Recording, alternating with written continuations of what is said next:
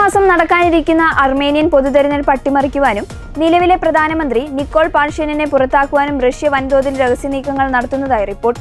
പ്രധാനമന്ത്രി നിക്കോൾ പാശ്ചാത്യ രാജ്യങ്ങളുമായി അടുക്കുന്നത് തടയാൻ വോട്ടർമാരെ വിമാനത്തിലെത്തിക്കുവാനും വ്യാജ വെബ്സൈറ്റുകൾ വഴി പ്രചാരണം നടത്തുവാനും ക്രെംലിൻ പദ്ധതിയിടുന്നതായി റോയിറ്റേഴ്സ് റിപ്പോർട്ട് ചെയ്യുന്നു.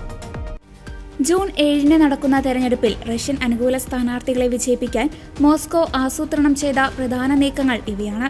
റഷ്യയിൽ താമസിക്കുന്ന ലക്ഷക്കണക്കിന് അർമേനിയക്കാരെ വോട്ട് ചെയ്യാനായി പ്രത്യേക വിമാനങ്ങളിൽ അർമേനിയയിൽ എത്തിക്കാൻ റഷ്യ പദ്ധതിയിടുന്നു. ഇതിനായി ഏകദേശം $50 ദശലക്ഷം ചെലവ് വരുമെന്നാണ് കണക്കാക്കുന്നത്. 1 ലക്ഷത്തോളം വോട്ടർമാരെ ഇത്തരത്തിൽ എത്തിക്കാനാണ് നീക്കം. യെരെവാൻ എന്ന പേരിൽ പുതിയ മാധ്യമം ആരംഭിച്ച് പാഷിനെതിരായ നെഗറ്റീവ് വാർത്തകൾ പ്രചരിപ്പിക്കാനും റഷ്യയുമായുള്ള സഖ്യം മാത്രമാണ് അർമേനിയയ്ക്ക് നല്ലതെന്ന ചിന്ത വളർത്താനും ക്രെംലിൻ ശ്രമിക്കുന്നു. പാഷിനാനെ സമ്മർദ്ദത്തിലാക്കാൻ അർമേനിയയിൽ നിന്നുള്ള പഴങ്ങൾ, പച്ചക്കറികൾ, മദ്യം എന്നിവയുടെ ഇറക്കുമതിക്ക് റഷ്യ നിയന്ത്രണം ഏർപ്പെടുത്തിയിട്ടുണ്ട്. കൂടാതെ കുറഞ്ഞ നിരക്കിലുള്ള പ്രകൃതിവാതക വിതരണം നിർത്തലാക്കുമെന്നും ഭീഷണിപ്പെടുത്തി. അർമേനിയയുടെ ആഭ്യന്തര കാര്യങ്ങളിൽ ഇടപെടുന്നുവെന്ന ആരോപണങ്ങൾ റഷ്യൻ വിദേശകാര്യ മന്ത്രാലയം തള്ളി. ഇത്തരം വാർത്തകൾ വെറും ഭാവന മാത്രമാണെന്നാണ് മോസ്കോയുടെ നിലപാട്.